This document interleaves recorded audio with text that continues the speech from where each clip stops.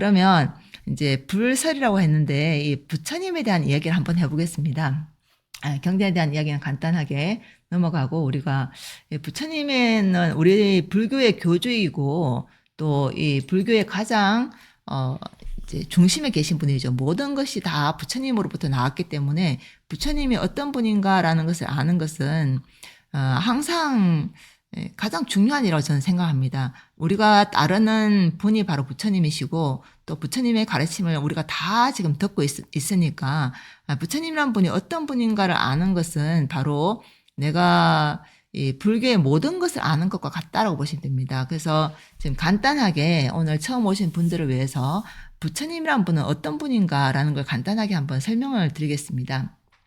용어로 먼저 보겠습니다. 용어로는 붓다라고 우리가 보통 얘기합니다. 이 붓다라고 해서 이제 뭐 영문으로 BUDDHA라고 하는데 이거는 이제 붓다라는 산스크리트를 영문으로 이제 음사를 한 것이죠. 붓다라고 하고 이 붓다는 이제 이 붓다라는 용어가 중국어로 넘어오면서 이제 한문으로 번역이 됩니다. 한문으로 번역되면서 우리가 불타라고 번역을 합니다.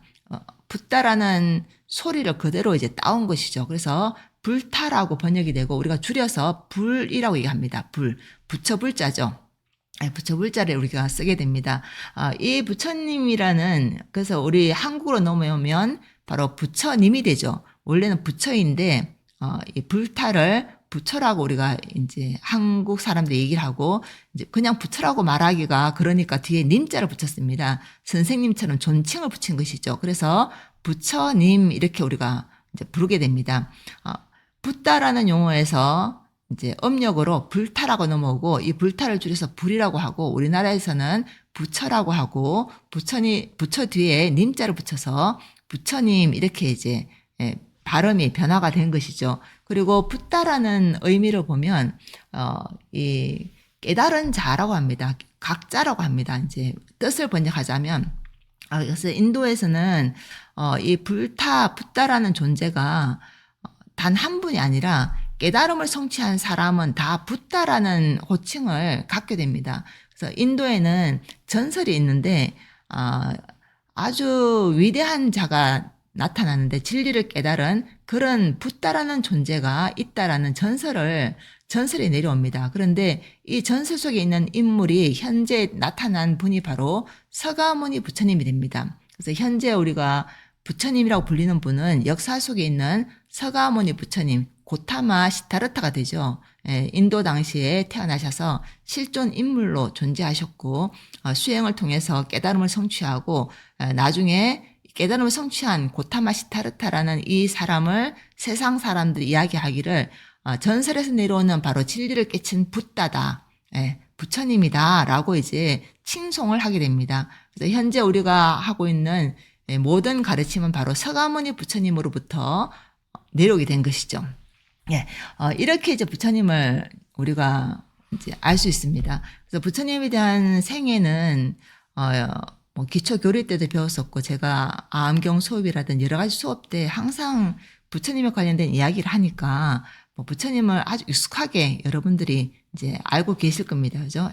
부처님이 단순하게 불교 교주일 뿐만 아니라 우리에게 진리의 길을 열어주시고 우리에게 이 생사의 고통에서 벗어나게 해주신 그런 분으로 우리가 이제 스승으로 따르게 된 것이죠. 그래서 우리가 갖고 있는 모든 이 생각 가운데 이 붓다라는 존재, 깨달은 자, 그리고 진리를 완전하게 체득한 존재, 그리고 눈을 진리의 우리의 그 암흑과 같은 무명에서 눈을 뜬 자, 그래서 밝음을 완전하게 들여다본 자, 이렇게 우리가 이제 번역을 할 수가 있습니다. 중생들은 생사에 얽매여서 고통스럽게 살아가지만 부처님은 그 모든 생사의 고통에서 완전히 눈을 뜨셔서 그 고통에서 완전히 벗어나신 분, 생로병사에서 벗어난 분이다라고 우리가 이야기를 할 수가 있습니다.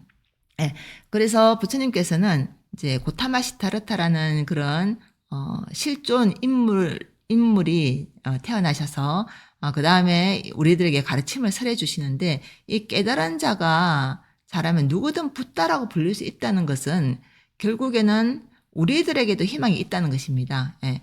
서가모니 부처님만 깨달아서 부처님이 되는 것이 아니라 우리들도 진리를 깨치고 그리고 모명에서 벗어나서 완전한 이 우주의 모든 것들을 아는 것. 그래서 깨달음이라는 것을 설명하기가 굉장히 어렵죠. 예, 여러분들은 이제 우리는 깨달음에 대한 것을 완전하게 들여다본다든가 이런 것을 하지 못했기 때문에 진리라는 설명을 할 때 굉장히 많은 미사여구를 붙이게 됩니다. 어떤 것이다라는 얘기를 하는데 어쨌거나 우리가 깨달음을 성취하면 결국은 우리도 붓다가 되는 겁니다. 부처님과 같은 자리에 오르는 것이죠. 그래서 불교의 가장 큰 특징, 다른 종교는 유일신이죠. 어느 누구도 하나님이 될 수 없고 어느 누구도 알라신이 될 수 없습니다. 자기가 모시고 있는 종교의 교주와 같은 동등한 자리에 올라가는 종교는 이 세상에 단 하나도 없거든요.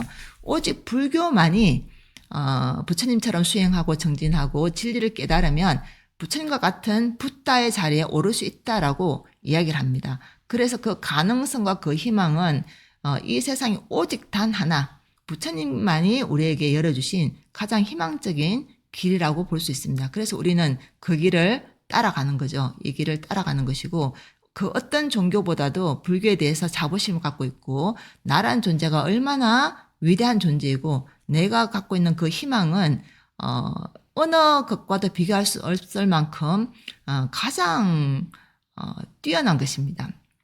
그래서 이제 우리가 갖고 있는 모든 희망들이 바로 부처님 가르침 속에 다 들어있다고 보시면 됩니다.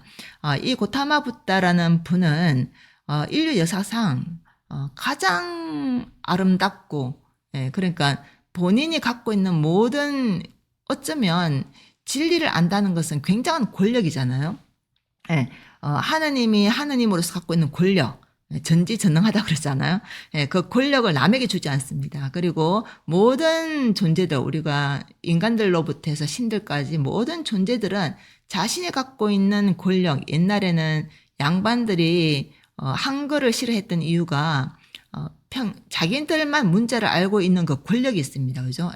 평민들은 문자를 모르기 때문에 무지한 상태에서 벗어나지 못하고 오직 문자를 쓸 수 있는 한문을 쓰고 읽을 줄 알고 그것을 갖고 있는 그것이 바로 권력이었습니다. 그래서 글자를 아는 자만이 과거에 등용이 되고 출세를 할 수 있고 권력을 질 수 있잖아요. 그래서 한글이 세상에 퍼지는 것을 싫어했습니다. 자신이 갖고 있는 권력을 세상에 나눠주기 싫다는 것이죠. 그래서 이 세상의 모든 존재들은 자신이 갖고 있는 권력을 남에게 나눠주지 않습니다. 그런데 이 부처님만이 본인이 갖고 있는 모든 것, 자신이 갖고 있는 모든 것을 세상에 완전하게 다 내놓으신 분이 바로 이 붓다라고 할 수 있습니다. 그래서 인류 역사상 제가 생각하기에 가장 순수하고 가장 아름답고 그리고 가장 숭고한 분이다라고 저는 생각합니다. 여러분들은 부처님에 대해서 어떤 마음을 갖고 있는지는 제가 잘 모르겠습니다. 아마 이 기회에 여러분들도 나에게 부처님이라는 존재는 어떤 가치가 있고 나에게 어떤 존재인가 하는 걸 다시 한번 이렇게 생각해 보시면 좋겠습니다. 저의 입장에서는 그렇습니다. 이 세상에서 가장 완전하고 가장 순수하고 가장 청정하고 가장 숭고한 분이 바로 부처님이다라고 저는 생각을 합니다.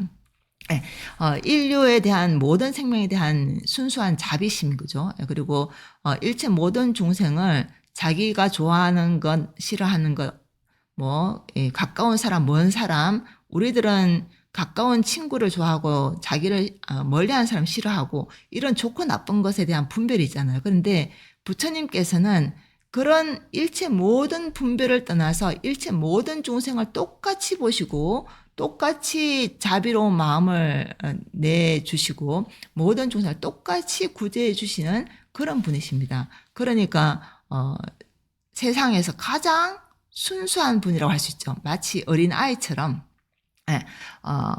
어린아이보다 더 순수하죠. 어린아이도 자기 엄마에 대한 애착이 있으니까요. 그러니까 이러한 이 마음을 갖고 있다는 것은 이 세상에 어디에서도 볼 수 없는 가장 진귀하고 가장 고귀한 분이라고 할 수가 있습니다. 그리고 또 중요한 것은 그는 가장 순수하고 고결하고 순고하면서도 가르침에는 가장 논리적이고 가장 합리적이고 가장 현실적입니다. 세상에 말하는 우리는 불교가 굉장히 이상형으로 오래 생각하잖아요. 그런데 불교의 가르침은 굉장히 현실적입니다. 뭐 그 영혼에 대한 이야기, 그리고 형이상학적인 이야기, 이런 이야기들보다 현재 지금 우리가 무엇을 해야 하는가를 이야기하는 것이 바로 이 불교의 가르침이거든요. 그러니까 우리가 진리에 대해서 이해하기 힘들기 때문에 불교는 우리가 생각하기 어려운 것이다라고 생각하지, 실제로는 그 어떤 종교보다도 가장 현실적이고 논리적이고 과학적이고 그런 종교가 바로 이 불교의 부처님의 가르침이 됩니다. 그래서 부처님은 영혼으로 보면 가장 순수한 사람이고, 그리고 펼쳐진 법으로 보면 가장 논리적이고 가장 과학적인 설법을 하신 분이 바로 부처님이십니다. 그 두 가지를 다 소유하는 것은 거의 불가능합니다. 그냥 순수하기만 한 사람은 남이 알아들을 수 없는, 그리고 무속적이거나 아니면 또는 사람이 알아들을 수 없는 그런 추상적인 것들을 이야기를 많이 하고, 너무너무 과학적이고 논리적인 사람은 순수한 그런 그 이념이라든지 순수한 그런 자비심을 갖기는 또 쉽지가 않습니다. 그런데 부처님은 이 두 가지를 가장 완전하게 갖고 있는 그런 분이다라고 할 수가 있습니다. 그래서 아마 세상에서 가장 사랑받는 존재가 되겠죠. 우리 이제 저는 그런 생각, 예전에 출가를 하고 얼마 되지 않았을 때, 이제 그때도 물론 신심이 아주 강렬해서 출가를 했지만, 저는 그때 출가하고 가장 놀랐던 게 뭐냐 하면 바로 노스님들이었습니다. 나의 연세가 80대고 90대인 어른 스님들을 보고 이제 배우고 하잖아요. 그런데 그 노스님들이, 그 어른 스님들께서 하시는 그 모습은 가장 경이롭다고 해야 될 거예요. 왜냐하면 새벽 예불, 아침 일찍 3시에 일어나셔서 새벽 예불을 하시고, 또 낮에는 그 절 안에 일어나는 모든 그런 노동이죠. 옛날엔 노동 일을 많이 했거든요. 그래서 예불, 새벽 예불 일어나고 나면 참선 수행하고, 그리고 나서 빈 시간에는 도량을 닦고 쓸고 불사를 하시고, 그리고 또 종생들을 위한, 우리 대종을 위한 기도를 하시고, 그 다음에 또 공부하시고, 또 밤새 또 이제 그런 불교일을 새벽부터 주무실 때까지 계속 하시는 겁니다, 그걸. 그런데 그 하는 그 모습이 단 짜증나는 것도 없고 불편한 것도 없고 고통스러운 것도 없고 항상 기쁘게 그 일을 하시는 거예요. 물론 몸이 아프고 이럴 수는 있죠, 그죠? 그럼에도 부처님을 원망하거나 내가 왜 이런 힘든 일을 해야 하는가, 이런 것을 고민하시는 것을 저는 한 번도 본 적이 없어요. 그래서 그때 생각한 게 뭐냐 하면, 와, 우리가 세속에서 말하는 사랑 있잖아요. 여러분들은 결혼하시고 이랬었으니까 결혼하기 전에 이 부부 간의 그런 그 남녀 간의 사랑도 해보셨을 것이고, 또 여러 가지 그런 애틋한 자식에 대한 사랑, 여러 가지를 다 이제 경험해 보셨을 거 아니에요. 그런데 그 어떠한 사랑도, 부처님이 중생에 주는 사랑도 가장 고귀하지만, 스님들이 부처님을 향해서 오롯이 보고 가는 그 사랑도 그 세상에 어떤 사랑과도 비교할 수 없다는 거예요. 그래서 저는 그렇게 생각했었거든요. 내가 만약에 나이가 70대고 80 되었을 때도 나도 아직도 저 어른 스님처럼 저렇게 순수하게 부처님만을 바라보고 이제 그렇잖아요. 그 법열이라 그러거든요. 항상 기쁜 마음으로 뭔가를 할 수 있는 그 죽을 때까지, 눈을 감을 때까지 그 기쁨을 내가 갖고 갈 수 있을까라는 고민을 한 적이 있습니다. 근데 아직까지도 그 기쁨을 갖고 있는 거 보면 아직 가능성이 있겠죠, 그죠? 제 나이가 70대든 80될 때까지도 아마 이 기쁨을 계속 유지해가고 있지 않을까라고 생각합니다. 그래서 저에게, 우리 수행자들에게 부처님이란 존재는 너무나도 매혹적입니다. 그러니까 남녀 연인에 대한 사랑보다도 더 순수하고 더 오래가고 더 한결같으니까 남녀 간의 사랑보다도 더 매혹적이라는 거죠. 여러분들이 한번 생각해 보세요. 도대체 수행자들은 무엇을 보고 평생을 여러분들이 생각하는 그 즐거움 있잖아요. 오용락의 즐거움. 우리는 잠을 통해서도 즐거움을 느끼고, 그리고 뭐 먹는 것에도 즐거움을 느끼고, 세상의 모든 것들에 대해서 오용락에 대한 즐거움이 있거든요. 그런데 부처님의 가르침은 오용락을 버리라고 이야기를 하시고, 오용락을 벗어나는 길을 가라고 이야기를 하시거든요. 그런데 그 오용락을 버리고 도대체 어떤 즐거움이 있길래 그죠? 그 평생을 즐거워하면서 행복해하면서 그 길을 갈 수 있을까라는 생각을 해보실만 하다는 거예요. 그래서 그 기쁨이나 그 행복이 조금 더 줄어들거나 조금 더 사라지지 않고 항상 유지될 수 있다는 것은 붓다라는 존재가 얼마나 매혹적인가, 얼마나 그 매력적인가를 알 수가 있습니다. 그래서 그 눈에 보이지 않지만 만질 수도 없고 눈에 보이지도 않고 내가 직접 듣지도 못하지만 그것이 너무나도 매혹적이기 때문에 그것을 이 가르침을 통해서 계속 붓다를 보고 간다는 것이죠. 여러분들께서도 저는 이 공부를 통해서 그런 마음을 갖기를 바랍니다. 지금은 스님이 좋아서 이 공부를 하고 또 뭐 스님들하고 또 그런 이야기나 이런 것들이 좋아서 공부를 하지만 결국에는 부처님을 보는 거거든요. 그래서 이 부처님을 보고 가는 이 길이 얼마나 매혹적인가. 그냥 스님들이 행복하다 그러니까 뭐 세상에 뭐가 행복할까 이런 생각을 하시는데 매혹적이라는 말이 더 좋은 것 같아요. 이 상황을 설명하기에는 그냥 행복하고 이런 것보다도 사람을 매혹시킬 수 있는 것, 매력적으로 갖고 있는 그런 것들이 있습니다. 그래서 이러한 부처님의 영혼, 아주 숭고하고 아름답고 매혹적인 그 영혼을 만나는 것이 얼마나 즐겁고 얼마나 행복한 일인가. 그래서 세상에 아무리 힘든 일이 있어도, 아무리 복잡한 일이 있어도, 세상에 아무리 그런 타락하는 시대에 들어온다 할지라도 불교는 그래서 살아남는다는 겁니다. 예전에 고려시대의 그 화려함을 거쳐서 조선시대의 억불숭유정책이죠. 불교를 그렇게 탄압하고 유교를 숭배하고 그리고 또 인도 같은 경우도 마찬가지입니다. 인도 같은 경우에도 인도에서 불교가 융성했다가 나중에는 불교가 사라지거든요. 그런데 지금 들어와서 다시 불교가 일어나고 있습니다. 다시 불교가 부처님의 가르침이 다시 역수입되는 거죠. 이 세상의 모든 사회적인 혼란과 그런 고통과 그런 아픔 속에서도 불교가 살아남을 수 있는 이유가 바로 여기에 있습니다. 그래서 지금도 우리는 여러 가지 뉴스를 들으면 불교에 대한 좋지 않은 이야기도 많이 듣고 불교에 대한 뉴스나 이런 것도 보면 이 부처님의 가르침과 맞지 않는 그런 부분을 볼 때마다 마음 아프고 속상하고 그런 게 있잖아요. 그럼에도 불구하고 부처님의 가르침은 존재한다는 거예요. 부처님의 가르침은 그러한 말법 시대에 들어간다 할지라도 부처님의 가르침이 너무나도 매혹적이라 그것을 따르지 않을 수가 없다는 것입니다. 그러니까 얼마나 좋아요. 그것을 한번 맛보시기 바랍니다. 옛날에 그 무신론자인 버틀란드 러셀이라는 영국 철학자가 있었습니다. 이 사람이 1870년 2년부터 1970년대까지 살았던 사람인데 이 사람은 이제 철학자이기도 하고 수학자이기도 하고 또 이제 사회 운동가이기도 했습니다. 그래서 이 사람은 51년도에 노벨상을 수상한 사람이거든요. 이 사람이 이제 책을 냈는데 그 책의 제목이 나는 왜 기독교인이 아닌가라는 책 제목이에요. 그러니까 이 사람이 무신론자죠.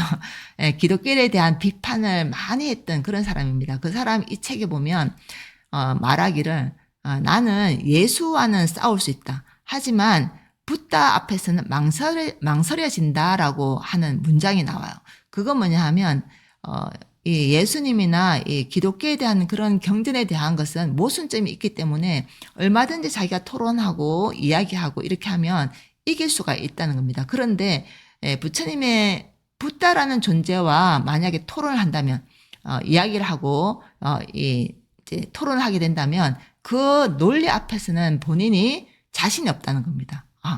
부처님의 이 설법은 워낙 과학적이고 논리적이기 때문에 어떠한 것에도 반론을 하고 이렇게 한다 하더라도 본인이 이길 가능성이 많지 않다는 걸 본인이 아는 것이죠. 그렇게 이야기할 정도입니다.